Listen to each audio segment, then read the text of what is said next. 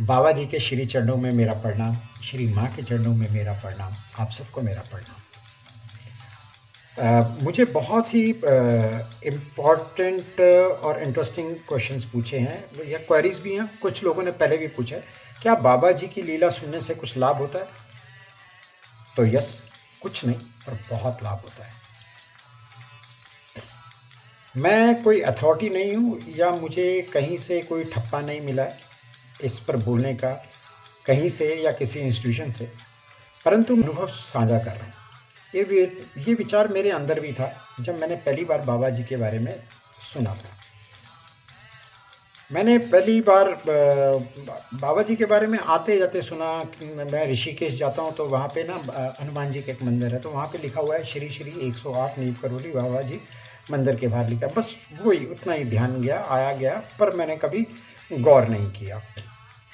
पर एक दिन मैं उस मंदिर के अंदर चला गया, उसे बड़े हनुमान जी का मंदिर भी कहते हैं।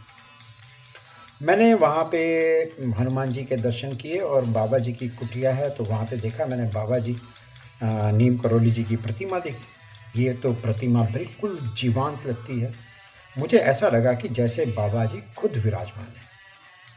मैं काफ़ी समय तक वहाँ बैठा रहा, बाबा जी को निहारता रहा। खैर, समय निकलता रहा और फिर मैंने एक दिन लॉकडाउन के दौरान यूट्यूब में बाबा जी की लाइव भजन सुना। रात्रि के करीब 8 बजे थे, मुझे ध्यान नहीं है, वो चैनल कभी दोबारा मेरे को मिला नहीं, पर एक महिला बहुत सुंदर शब्दों में भजन कर रही थी और मेरे को ये भी याद है उनको, वो कह रही थी कि मैं बीमार हूँ तो मैं अगले दिन नहीं आ सकी, वो शायद रोज़ करती थी। खैर, मैंने वो सुना। अच्छा, ये करीब रात के 8 बजे की बात है। अच्छा, लॉकडाउन था तो मेरे जैसे बहुत सारे लोग परेशान थे और ख़ासकर वो जो फ्रीलांसर होते हैं जिनके पास कोई काम नहीं होता। तो स्टोरी यहाँ से शुरू होती है कि बाबा जी के शरण में जाने से क्या फ़र्क पड़ता है। और उस रात मैं बाबा जी के बारे में ये विचार करने लगा।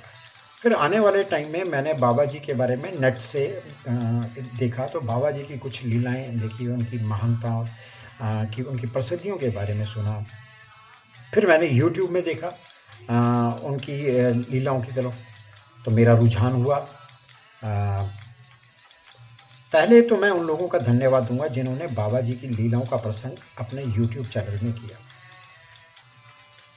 ये यूट्यूब में जो मैंने बाबा जी की लीलाएं देखी, ये मैंने बड़ी गौर से सुनी और मेरा रुझान बाबा जी की तरफ होता गया।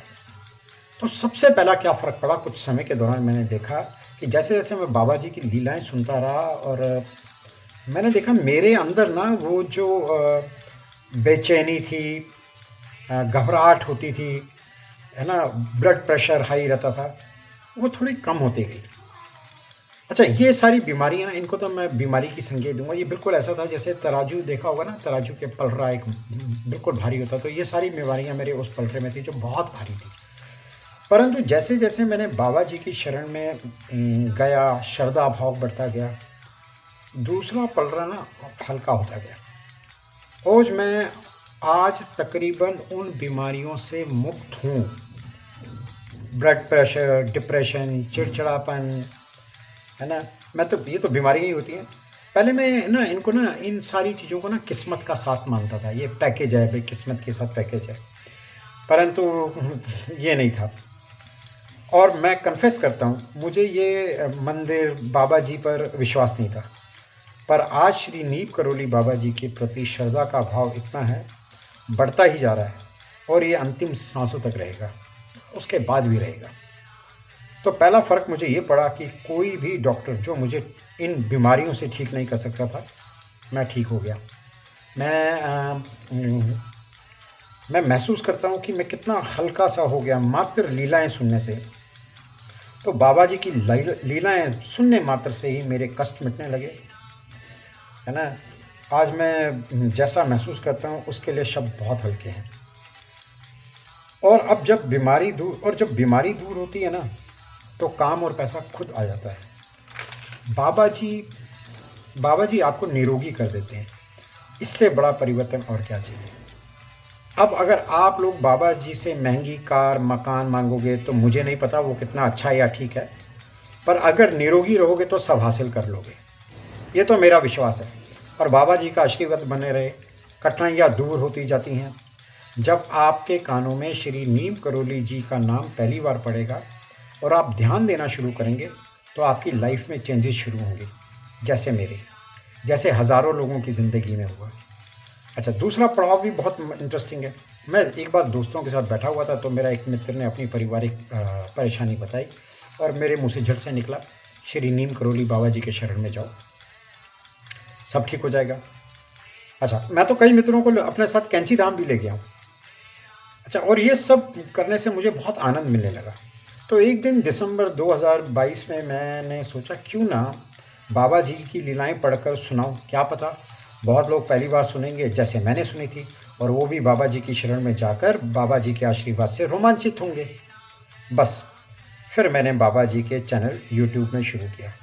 मैंने कभी भी ये नहीं कहा ये मेरा चैनल है, नहीं।